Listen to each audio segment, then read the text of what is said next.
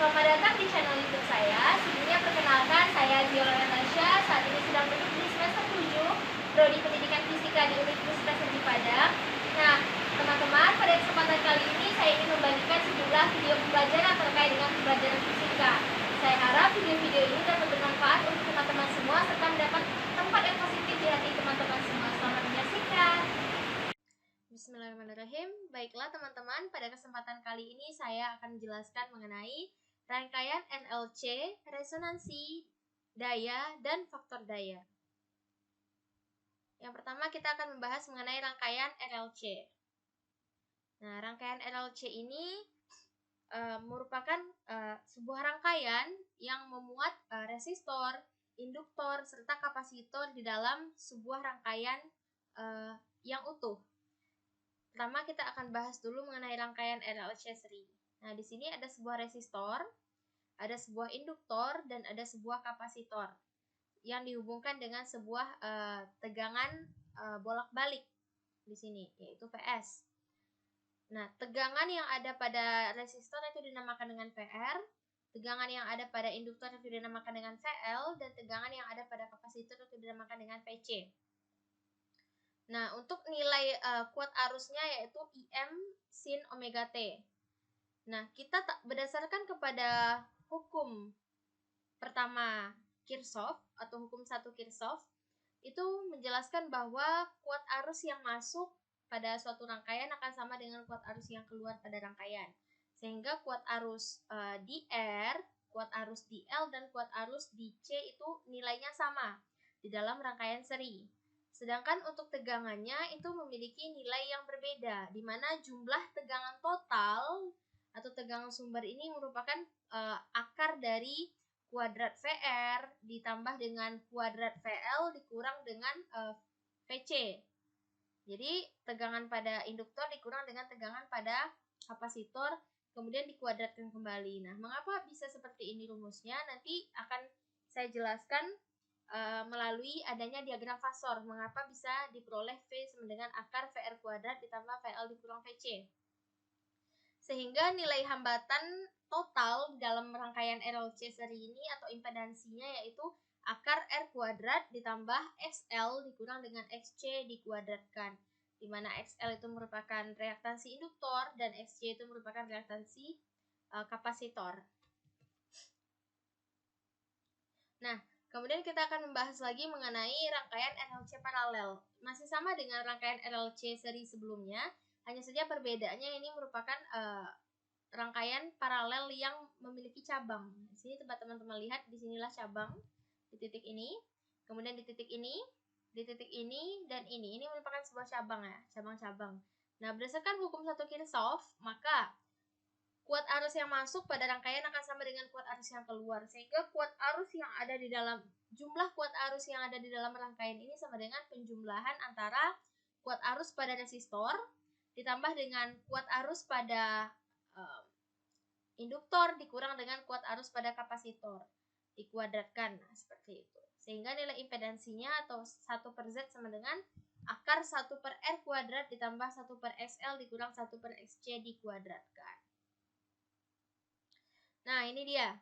Inilah diagram fasor tadi. Nah, teman-teman masih ingat bukan bahwa VL itu sama dengan, teman-teman ingat bahwa VL itu arah diagram fasornya ke atas karena fase tegangan pada induktor itu mendahului arus sebesar 90 derajat. Sedangkan untuk tegangan pada kapasitor itu ketinggalan 90 derajat dari kuat arus. Dan untuk tegangan pada resistor itu sepase dengan kuat arus. Sehingga, tetapi teman-teman pasti tahu bahwa VL itu merupakan hasil dari perkalian kuat arus pada induktor dikalikan dengan reaktansi induktornya. Nah, reaktansi induktor itu kan nilainya kan omega L ya, omega L. Sedangkan kalau untuk nilai dari reaktansi kapasitif itu ialah 1 per omega L. Artinya jika dibandingkan antara omega L dengan 1 per omega C, tentu saja 1/omega C itu sangat kecil dibandingkan omega L, dibandingkan nilai omega L. Karena itulah nilai VC ini dapat dikurangkan gitu, dengan tegangan VL.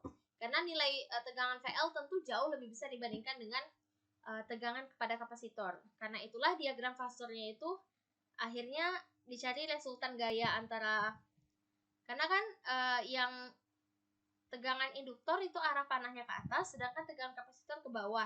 Tapi karena nilai tegangan kapasitor itu lebih kecil daripada tegangan induktor, maka tegangan kapasitor ini dapat dicari resultan gayanya yang menang itu dominannya ke tegangan induktor, sehingga arahnya ke atas, tapi tetap ditulis VL dikurang VC. Sehingga jika diproyeksikan antara VL dikurang VC ini dengan VR ini, diperolehlah sebuah resultan gaya yaitu Vmax. Nah, sudut yang terbentuk antara resultan gaya Vmax ini dengan kuat arus itu dinamakan dengan pergeseran fase, di mana rumus dari pergeseran fase ini yaitu tan theta sama dengan VL dikurang VC dibagi dengan VR, kemudian VL ini diuraikan lagi yaitu I dikali dengan reaktansi induktor dikurang I dikali reaktansi kapasitif dibagi dengan I dikali R sama dengan reaktansi induktif dikurang dengan reaktansi kapasitif dibagi dengan R. Nah, selanjutnya kita akan membahas mengenai sifat-sifat rangkaian RLC. Nah, suatu rangkaian RLC dikatakan induktif itu apabila nilai reaktansi induktansinya lebih besar dibandingkan reaktansi kapasitifnya, atau theta itu besar dari 0. Nah, sedangkan suatu rangkaian dikatakan resistif apabila reaktansi induktansinya itu sama nilainya dengan reaktansi kapasitifnya, atau theta itu sama dengan 0, tepat sama dengan 0. Dan sebuah rangkaian RLC dikatakan bersifat kapasitif apabila reaktansi induktifnya itu lebih kecil dibandingkan reaktansi kapasitifnya, atau nilai theta atau pergeseran fasenya itu kecil dari 0. Jadi theta di sini itu merujuk kepada pergeseran fase ya teman-teman. Nah, selanjutnya kita akan membahas lagi mengenai resonansi. Jadi resonansi itu merupakan suatu kondisi rangkaian arus bolak-balik yang dapat diterangkan dalam merancang rangkaian yang dapat digunakan untuk mendapatkan sinyal pada frekuensi tertentu. Nah, sebelumnya pada aplikasi rangkaian LC, pada video sebelumnya saya sudah menjelaskan bahwa ketika kita menyetel siaran radio dan kita ingin mencari sebuah frekuensi yang kita inginkan, itu kan kita harus memutar selektornya. Nah, ketika resonansi dari gelombang elektromagnetik radio kita sama dengan gelombang elektromagnetik pemancar radio, maka akan terjadi resonansi, di mana ditandai dengan kita mendengar bunyi siaran radio yang kita inginkan, baik itu berupa penyajian berita, baik itu berupa pemutaran lagu dan lain sebagainya.